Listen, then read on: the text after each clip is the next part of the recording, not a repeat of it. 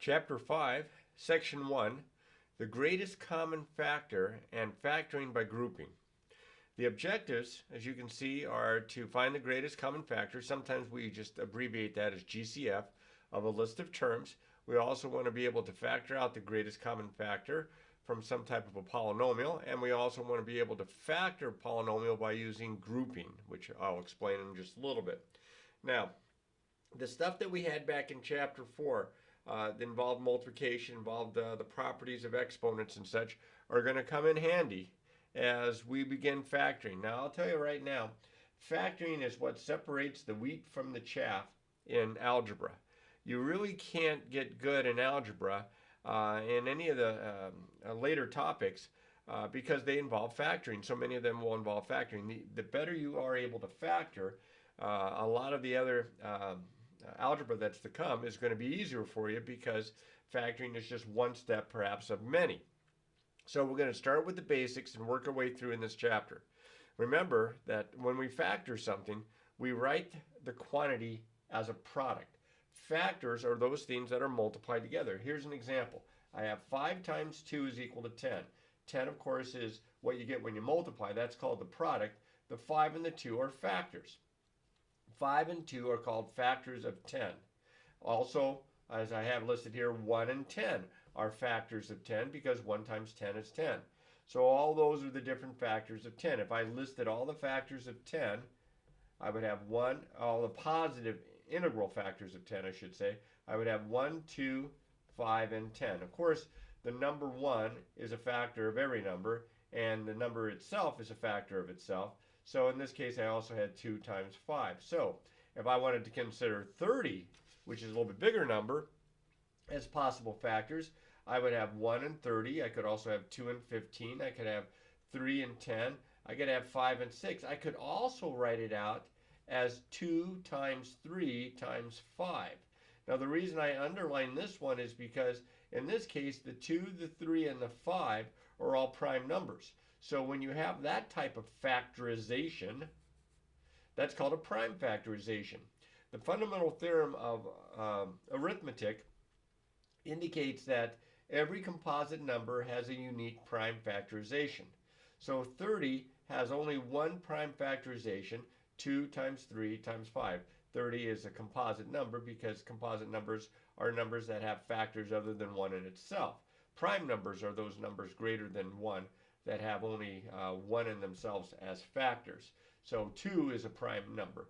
3 is a prime number because 2 only has factors 1 and 2, 3 only has factors 1 and 3, 5 only has factors 1 and 5. It's a prime number. So 2 times 3 times 5 is a prime factorization. That comes in handy.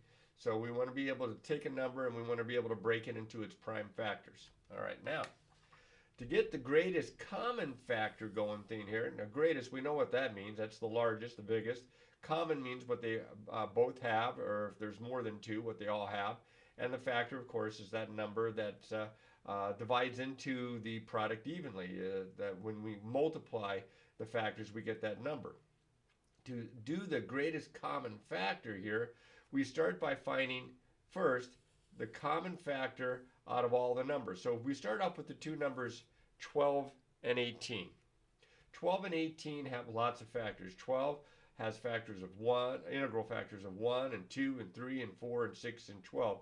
18 has factors of 1 and 2 and 3 and 6 and 9 and 18. I don't think I skipped any there. Now, if we want the greatest common factor, the GCF here, we're looking for what's common, and we have some that are in common. The 1s are in common, the 2s are in common, the 3s are in common, also the 6s are in common. So out of those 4 common factors, 1, 2, 3, and 6, we want the greatest one. Well, the greatest one would be 6. So the GCF of 12 and 18 is going to be 6. That's how that works. That's not so bad.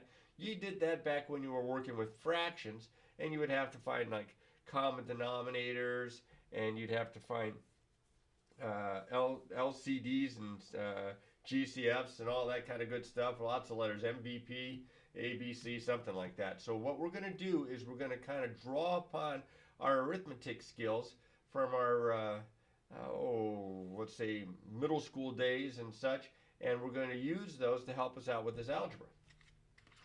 Now, there is an algorithm for finding the GCF. There is a method that we can use to find the GCF of two numbers or three numbers.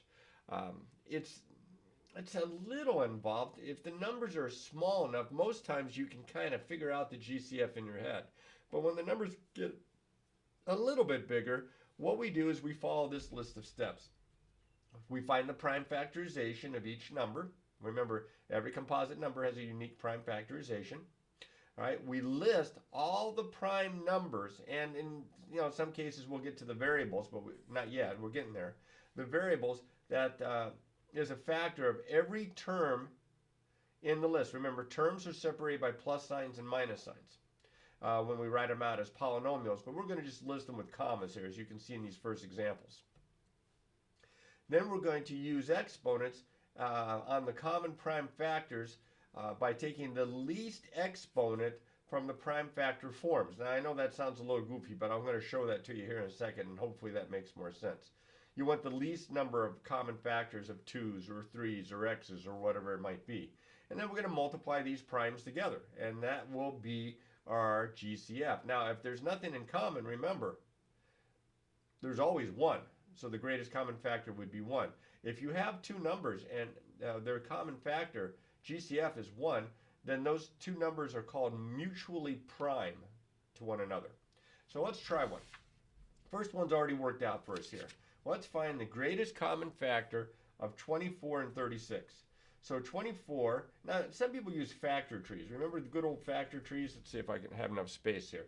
Where you break it down to two numbers like what times what is 24? Well, 4 times 6, and then 6 is 2 times, or 4 is 2 times 2, and 6 is 2 times 3. Do you see where I get 2 times 2 times 2 times 3? So there's 3 factors of 2, and there's 1 factor of 3. I even put the little 1 there to emphasize that. All right, 36, if I break that down, it turns out to be 2 times 2 times 3 times 3, which is 2 squared times 3 squared.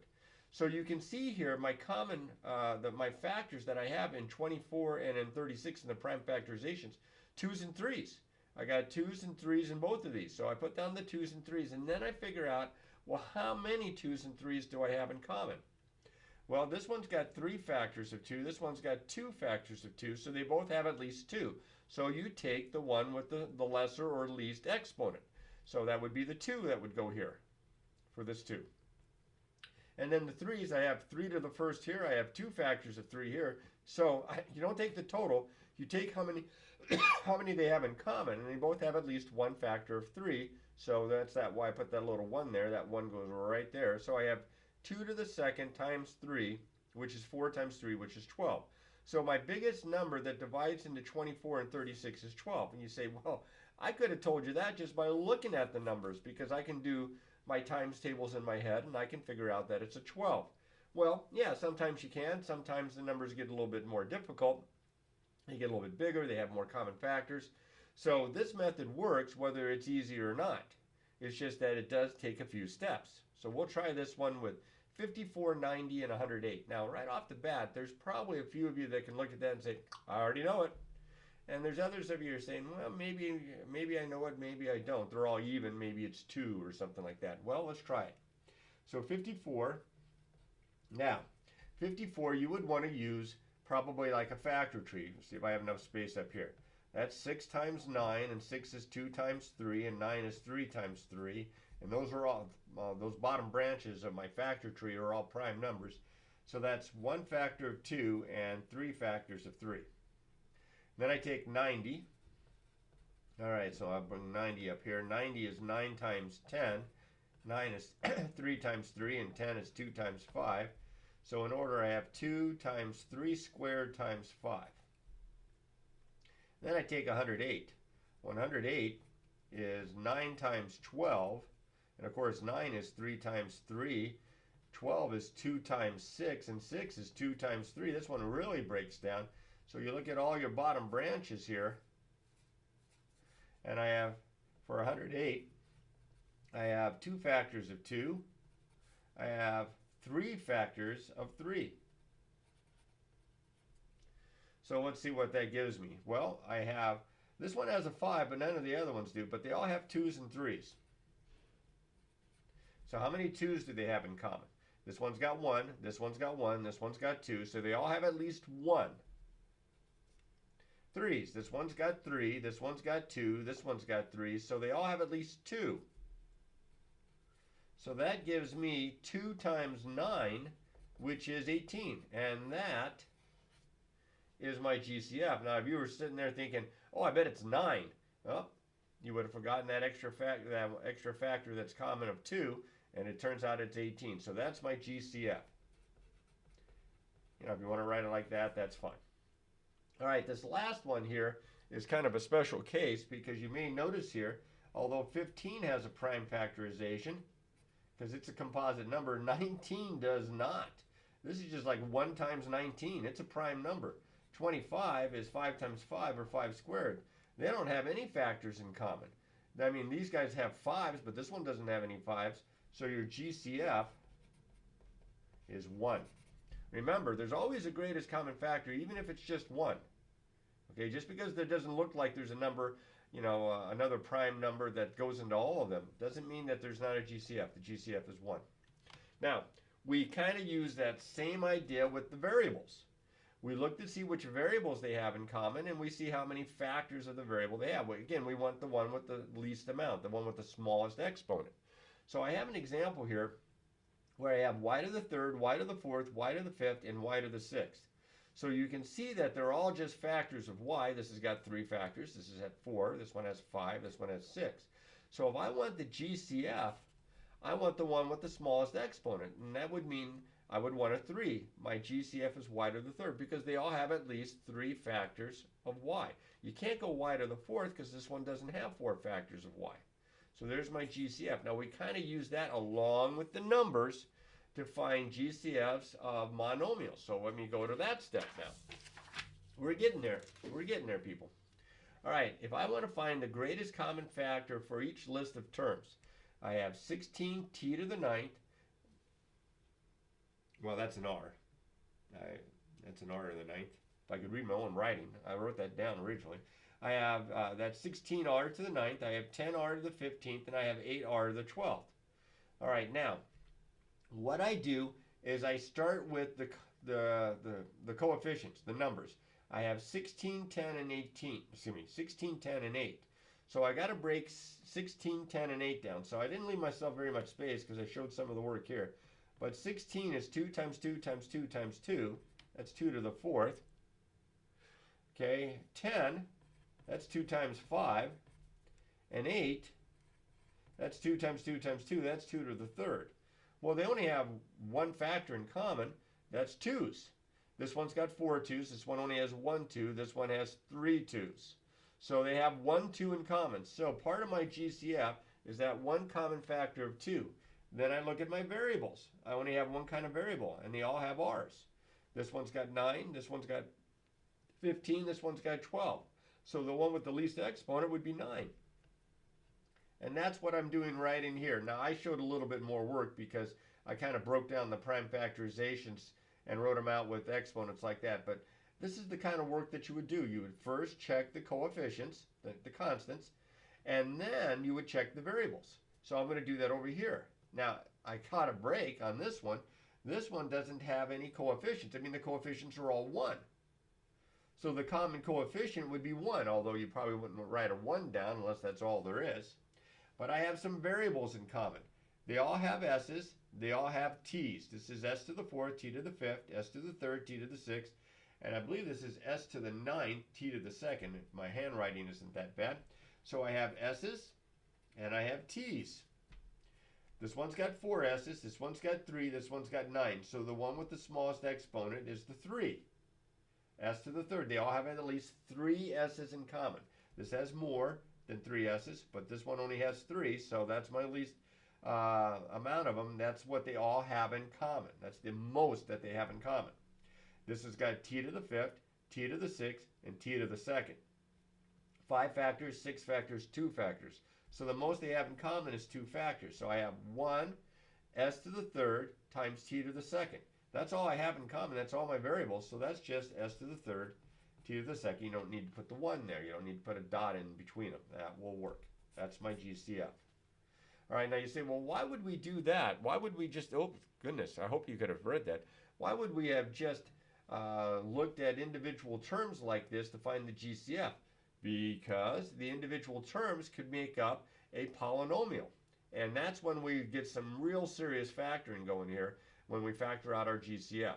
When we factor, and I know you guys have had factoring back in your Algebra 1 and Algebra 2 days in high school and such, but when we factor, we're not always factoring with the greatest common factor. We'll factor difference of squares, we'll factor grouping, we'll factor trinomials and such. You may remember the bottoms up method or different names of factoring processes. But the key here is that you will always check for the greatest common factor when you factor. You will always do that first, because when you can find a greatest common factor bigger than 1 and you can factor it out, it simplifies the other terms and makes the rest of the factoring process simpler. All right, now, with that stated, we're going to use this process that we just did here, and we're going to factor the binomial 5x plus 15. Now there are two terms. Terms again are separated by plus signs and minus signs. There's a 5x, there's a 15. So if we break 5x down, that'd be just 5 times x. If we break 15 down, that'd be 3 times 5. Well, what do these two terms have in common? They have only a factor of 5. That would be my GCF. That's the 5. So now to actually factor the binomial, we use the distributive property backward or in reverse. And instead of taking and multiplying through over a sum here within the parentheses to get this, we're going to reverse it. We're going to start with this and we're going to go backward by taking or factoring out that common factor of a. So let's go back to here. 5x plus 15, my common factor was 5. 5x plus 15, so I bring the 5 out in front, and I've divided it essentially out of each one of these terms. If I divide 5 out of 5x, it leaves x. If I divide 5 out of 15, it leaves 3. Now remember, I'm doing the distributive property in reverse. If I do the distributive property on this going forward, I better get back to where I started. And I will. I get 5x plus 15. So you can always check your answers by distributing to see if you get back to where you started on these polynomials. So let's try a couple more here. Actually, let's try more and a couple more. But this next one is already written out for you. Now, I got to think when the numbers are small and the variables are simple enough that you're not going to have to go and write all this out every time. Now, if you're unsure and this works for you, then definitely you're going to want to write these steps out. But when I get to this guy here, and of course I've had a lot more practice at it than you guys have had, I kind of look at my two terms. Terms, again, remember, separated by plus signs and minus signs. I look at the 6, I look at the 12, and I can tell myself right now that 6 goes into both of those. That's the biggest number that goes into both. So part of my GCF is the 6. Then I have 4 factors of x. I have 2 factors of x. They both have x's. They both have at least 2 factors of x. That tells me that x squared is also part of my GCF. And since there are no other variables, that's the GCF right there, is 6x squared. So what I'm going to do is I'm going to reverse the distributing process, and I'm going to factor out the 6x squared out of both of these. Now I've got the answer here that I already had written down because I said I'm using the distributive in reverse. You are going to be dividing the 6x squared out of both of these terms. Look right here. We've already done a little bit of division. Now I didn't leave myself any space. Of course I did not. But if I was to take the first term, 6x to the 4th, and if I was to divide it by 6x squared, can you see the 6's would cancel and 2 factors of x would cancel with 2 factors of x here? That's why there's an x squared there. I factored the 6x squared out of 6x to the 4th. It left an x squared, yeah, because you're dividing it out. You're bringing it out in front as a number that's going, or as a factor that's going to be multiplied through if we, so choose to use the distributive property going forward. Now, the 12x squared, if I divide it by 6x squared, 12 goes, or 6 goes into 6 once, 6 goes into 12 twice, and I have 2 factors of x squared that are top and bottom, they cancel out. So that just leaves me 2 over 1, or 2, and that's why that's left out of 12x squared when I factor out the 6x squared. Now again, I can check by distributing and seeing if I don't get back to where I started. But the key is you must make sure that it's the GCF that you are factoring out. So we'll try that on some more examples here. 30 t to the 6th plus 25 t to the 5th, and this is your answer right here, by the way. I just want to make sure. Plus 10 t to the 4th. I have 1, 2, 3 terms. Okay? I look at the coefficients. I have 30, I have 25, I have 10. If you need to go through the process to find the GCF by writing the prime factorizations of each, that's what you'll do now. But I'm telling you, with 30, 25, and 10, it should be pretty clear that your biggest number that divides into all three of those evenly is 5. So 5 is part of my GCF. So I'm going to write that down. And then I've got variables. I have t's. I have t to the 6th, t to the 5th, t to the 4th. They all have factors of t. Well, how many do they share in common? Well, this has got 6. This one's got 5 because of the exponent. This one's got 4. They all have at least 4. So that is my GCF right there, and that is what I'm going to factor out of my trinomial. I'm going to divide 5t to the 4th right in there. Now you can think of it, okay, well, it's just little divisions that I do on scratch paper then. Yeah, but this is going to take you a little bit of time, and you got to practice this up a little bit, and I would get 6t squared. You could also kind of pose the question like they used to when you were first learning division facts back in 3rd or 4th grade. Instead of saying, all right, let's divide into it, you could say, what times 5 gives me 30? Well, that'd be a 6. What times t to the 4th is going to give me t to the 6th? Well, that'd be a t squared, because remember you had the exponents. So if I approach it that way, then I don't have to do all these little individual divisions. If it works for you to do the divisions, then that's what I would suggest you do. You know, like the next part is 25t to the 5th, and you're going to divide it by 5t to the 4th. Well, you can kind of see that one coming. Think of it like this. What times 5 gives me 25? That's 5. What times t to the 4th gives me t to the 5th? Well, that'd be a t. Plus sign here, plus sign here. And now I've got, and by the way, notice these 4 cancel with one of these. There's my 5t. All right, now the next part, 5t. My next part would be if I took 10t to the 4th and divided it by my common factor, my GCF, and I can figure it out that way, or I can again say to myself, what times this term gives me this? What times this factor gives me this? 5t to the 4th. What times 5 gives me 10? Well, that'd be a 2.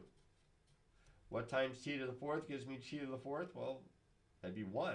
So I'd have 2 times 1, or it's just 2. There's my guy. Look over here. 5, 2, 4 factors with 4 factors, that just leaves 2. And these guys are the terms that go inside the parentheses here.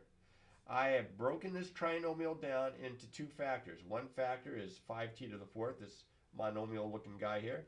And then I have a trinomial looking guy over here in the parentheses. And again, you can check your work. You can distribute to see if you get back to where you started. All right. This is just getting to be more interesting as we go. All right. This next guy, I look at this and I say, hey, nice. No coefficients to worry about. I mean, the coefficients of these are both 1. So my GCF as far as the coefficient is just 1. But they do have r's in common.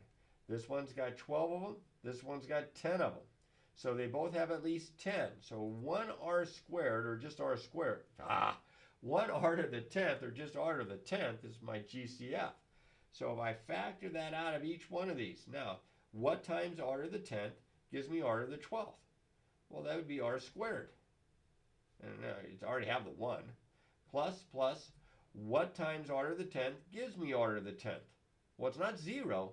0 times r to the 10th is 0. What times r to the 10th gives me r to the 10th? That'd be just 1.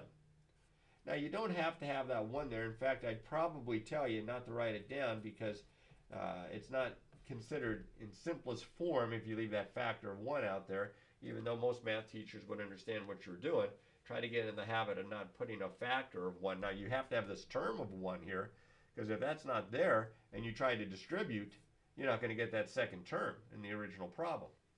Save the best one here kind of for last as far as this factoring polynomials here. Now we're going to do some grouping here in just a second. That's even more fun, but for right now, I've got 3 terms, and I've got more than one variable, and I definitely have some coefficients here. So the first things first, I'm going to factor. I got to start by looking at the greatest common factor of my coefficients, 8, 16, and 12. And again, the numbers are relatively small. If you need to do the GCF, oh my goodness gracious. I hope I had that shown here before, and maybe just moved it later on, because otherwise that's going to be a tough problem for you to figure out when you don't know what I have written down. Sorry about that. I got to pay more attention to the screen. But I have an 8, I have a 16, and I have a 12. So what goes into all 3 of these numbers, the largest number that goes into all 3 of these? And again, as I said, if you need to write prime factorizations out here, then you do that and find your GCF, and it turns out it is a 4. 4 goes in 8, 4 goes in the 16, and 4 goes in the 12 evenly. That's the largest number I can think of. Then I see that I have some variables in common. They all 3 terms have factors of p and factors of q. Well, let's see. This one's got 5 factors of p, this one's got 6, this one's got 4, so the least amount of them is 4. They all have at least 4. Q's, this is 2 of them, 3 of them, 7 of them. So they all have at least 2. Now, if you look at that and you say, well, if it's the greatest common factor, how come we don't take the one with the biggest exponent? Because they have to be common. They have to be in all of them. This one's got 7 Q's, but this one doesn't. This one doesn't. So that's my GCF right there. And to factor that out, I'm distributing in reverse. What times 4p to the 4th, q to the 2nd gives me this 8p to the 5th, q to the 2nd. Well, what times 4 gives me 8? Is it 2? What times p to the 4th gives me p to the 5th? I need a factor of p. And then, well, 1 times q squared is q squared. So that's it. Plus, plus. Now, what times 4p to the 4th, q to the 2nd gives me 16p to the 6th, q to the 3rd? Well, what times 4 gives me 16? That's a 4. What times p to the 4th gives me p to the 6th? That's a p to the 2nd. What times q squared gives me q cubed? Well, that'd be 1 factor of q. Minus, minus. What times this gives me that? What times 4p to the 4th, q to the 2nd gives me 12p to the 4th, q to the 7th? Well, again, the minus sign because of the subtraction there. What times 4 gives me 12? 3. What times p to the 4th gives me p to the 4th? Well, that'd just be like 1, and I'm not going to put a 1 down. Q to the 2nd, because there's extra stuff here. I mean, I can put a 1 there if it makes you feel better. What times q to the 2nd gives me q to the 7th? Well, that would be q to the 5th. Now, I'm not going to leave that 1 sitting there, so I'm either going to erase it or I'm going to take the time. I'm going to write it out again.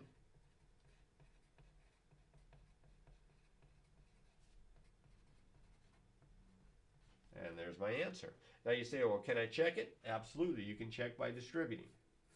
And that's what I'm showing you down here, is I went ahead and took this one, you see it right here, and I distributed, and I get back to the original polynomial. That's how you can tell if you're doing it right. As long as you have the GCF. I mean, if you take out something that's not the GCF, instead of like 4p to the 4th, q to the 2nd, if I had factored out 2p to the 4th, q to the 2nd, the factoring might still look right, but if it's not the GCF, you're not following the directions there, and we want the GCF because we're going to use this idea into factoring by a method called factoring by grouping. Now we start out with the simple ones, the ones that are all set up for us, and then I'll show you how to do the ones that are not quite so set up for us. And this is going to be our second method of grouping. So now we know factoring the greatest common factor out, and now we're going to learn factoring by grouping. Now, to use factoring by grouping, we start with the idea of a GCF, but not a GCF that's a monomial, like in all the previous examples, but a GCF that's a binomial. You see I have 2 terms here. Terms are separated by plus signs and minus signs. See, there's a plus sign in between this and this. And you say, well, there's plus signs in the parentheses. Right, there are plus signs in the parentheses, and there are 2 terms in the parentheses. But since it's in parentheses and it's being multiplied by something, we don't think of these as terms. We think of these whole thing here as a factor. This whole thing as a factor. Now, you look at the first, there are 2 factors. There's x and x plus 2. You look at the second part. There are 2 factors. There's 5 and x plus 2. So what they share is not a monomial. What they share is a common binomial, x plus 2. So I'm going to bring the x plus 2 out in front, and I'm factoring or dividing it out of each one of these. So now parentheses. Now again, remember the idea of how it looks like division when you factor it out? Well, if I divide the first part here by x plus 2, that just leaves the x. That just leaves this guy. Plus sign here, plus sign here. If I take 5 times quantity x plus 2 and I divide out an x plus 2, that leaves the 5. And that, my friends, is how this factors. It factors, and I have two binomial factors. The x plus 2 that was common and the x plus 5 that was left. So here, the t plus 10 is a common binomial factor to both of these. So I'm going to factor the t plus 10 out, and that will leave, do you see it coming? The a minus the b. Not so bad. Now, if they were all this simple, life would be pretty good, but we had to go an extra step here. So now I'm going to move this, and we'll try some where we have to do that extra step, and I'll explain what the extra step is. All right, so we have a polynomial up here that has 1, 2, 3, 4 terms. It has 4 terms, and if you check, the GCF of all 4 of those terms is 1. Now I know 3 goes into both of those, and I know x goes into both of those, and 2 goes into both of those, but out of all 4 terms, the GCF is 1. So now we're going to use the idea, and why we call it the grouping method. We're going to group the terms together in pairs. And usually what I start out with is I group the first 2 and I group the last 2. Sometimes you have to rearrange them. You might group the first and the third and the second and the fourth, or the first and the fourth and the second and the third together. But we're going to try these, the first 2, the last 2. That's what I have here. Now, GCF. What's my GCF of the first 2? It's a 3. Now I'm just looking at the first 2. It has a greatest common factor of 3. So I'm going to pop the 3 out of there, factor that out, and if I factor 3 out of 3x plus 2, what times 3 gives me 3x? What times 3 gives me 6 plus 2? That's how this part factors. Now, what do they have in common in the last 2 terms? They both have a factor of b. So that's my GCF of the last 2 terms. So I'm going to factor that b out. Do you see how I took the b out of both? That would leave x plus 2. Look at that. My binomials match. If the binomials don't match, you've got to try a different kind of grouping. But in this case, the binomials match. So just like the previous 2 examples, I factor out that binomial. There it is. And what am I left with? I'm left with 3 plus b, and that's what goes in the other binomial. Different, but not so difficult that you, with a little practice, can't master this. So I have 5 examples here. Let's just zip right through as many of these as we have time for here, which would mean all 5. All right, I'm going to group the first 2, and I'm going to group the last 2. I already looked at the fact that I had 4 terms. 4 terms is usually my signal that I'm going to factor by grouping. And I noticed that they have a GCF. All 4 terms have a GCF of 1. Now, if they had a GCF of something other than 1, like a 2 or an x or something, I would factor that first. What do the first 2 have in common? They have a q in common. That would leave, if I factor the q out of the first 2, that would factor p plus 5. Just the distributive property in reverse. What do the last 2 have in common? There's a plus sign here, so I'm going to plus. They have a 2 that's common to both. So I'm going to factor the 2 out. That leaves a p plus, and 2 out of the 10 leaves a 5. Oh, perfect. Those match. If they don't match, you cannot use grouping. So now I factor out the p plus 5, and that would leave q plus 2 in the other parentheses. All right, let's try the next one. Now everything's been nice and neat and plus signs here. We're going to get to ones with some minus signs in just a second. All right, again, 1, 2, 3, 4 terms. They have a GCF of 1. All 4 terms have a GCF of 1. So I'm going to group the first 2. I'm going to group the last 2. The first 2 have a common factor of y, a GCF of y. So I factor out the y. That will leave 2x plus 3. The last 2 don't have anything that's common, like an x or a y or a 3 or a 2. They have a greatest common factor of 1. So I'm going to actually emphasize that by putting a 1 in front of the parentheses, 2x plus 3. And you can see why. At least I hope you can. I have that common binomial. 2x plus 3 gets factored out, and that would leave y plus 1. That's why I put that 1 there. I don't want you to think it's a 0. It's 1 times 2x plus 3. And that's my factoring. Now, be careful here, all right? You're going to want to put parentheses around this. You don't want to just leave with the parentheses off and put the y or the y plus 1 here, because it means something differently. We are breaking them into factors. We are factoring. All right, next one, I've had some subtraction signs, but it's very convenient. Okay, again, 4 terms, the GCF is 1. And what I mean by convenient is look at the first 2 and look at the last 2. Positive, negative, positive, negative. The signs are kind of lined up because I got to match that binomial. So I take the GCF out of 2a to the second minus 4a, and the GCF would be 2a. If I factor out a 2a, that's going to leave an a minus a 2.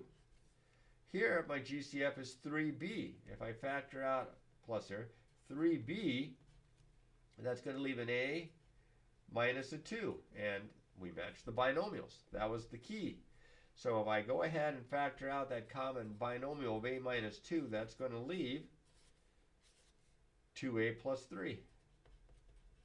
Plus 3b, excuse me. Okay, now it gets a little exciting because my signs don't match up quite as nicely. I have 4 terms, GCF is 1. I have positive, positive, negative, negative. Oh, that's going to be weird. So I'm going to group first 2, last 2 again. The first 2 have an x squared in common, and that leaves x plus 3. Now the last 2 have a 5 in common, which is good, because I have a GCF 5 and everything. But if I factor out a 5, what I'm going to have left inside the parentheses is going to have a bunch of negatives, and that's not going to match this. This is all positive. So I'm not going to factor out 5. I'm going to factor out negative 5. So I put a minus 5 in front. If I divide negative 5x by negative 5, it leaves an x. If I divide negative 15 by negative 5, it leaves a positive 3. Now again, you can check by distributing to make sure that it matches up. And perfect. So the x plus 3 can be factored out, and that leaves x squared minus 5 in the other set of parentheses. And I have those 2 factors. All right, this last one is similar. I have 4 terms. GCF is 1. But I notice here, positive, negative, negative, positive. I'm going to probably have to do that little negative 1 trick again here. And raise this up just a bit. The first 2 have, it looks like a 4 that goes into both, and that's it. No variables in common. So I factor out the 4. That leaves 3p squared minus 7q. All right, now over here they have a p in common. That's it. There's nothing that goes into 16 and 21 both other than 1. But this is plus minus, this is minus plus, so I don't want to factor out just the variable p. I'm going to factor out a minus p. That's going to change the signs here because I'm factoring out that negative. That's going to give me, heavens to Murgatroyd. I don't think that's going to work. Did I make a mistake? Did I have the wrong problem here? Oh, no. Don't tell me. Well, maybe it doesn't factor first 2, last 2. Let's see. To Q's, P's, 4 would leave 3 and 4. Oh, look at this. I thought it was going to factor first 2 and last 2. It's just not going to match up. Look what happens if I factor out the P. I'm going to get 16Q plus 21, or minus 21. That's not going to match. All right, so let's cross this one out. I think it will match if I group the first one and the third one together. So I'm going to rewrite this. I'm going to write this here. I'll put it right here. All right, 12p to the second minus 16pq. I hope it works. And I'm going to group the last 2 together here. Not technically the last 2, the second one and the fourth one. So minus, let's see. Here, let's put this first. Let's put plus 21p minus 28q. See if that makes it easier here. Hopefully you can see that. Ooh, this one is messy. I didn't realize this one had that kind of bite to it. All right, now these 2 have a 4 and a p in common. That would leave 3p minus 4q. These 2 have a 7 in common. That would leave a 3p minus 4q. Whoa, finally. I matched my binomial there. I can factor that out, and that will leave 4p plus 7. I apologize. I had not done this problem in a while, and I got suckered into thinking it was going to be first two, last two. And as you can see, it does factor, but not that way. Now remember, you know how to do FOIL. If you multiply this out using FOIL, if you multiply this out using FOIL, if you multiply this out using FOIL, you should get back to the original four-term polynomial. And they might not be in the same order, but you should see if whether or not it matches, and that's always a good way to check. This is going to be easier for you as long as you practice the problems and try to come across all the different possibilities that can happen. So remember, practice, practice, practice.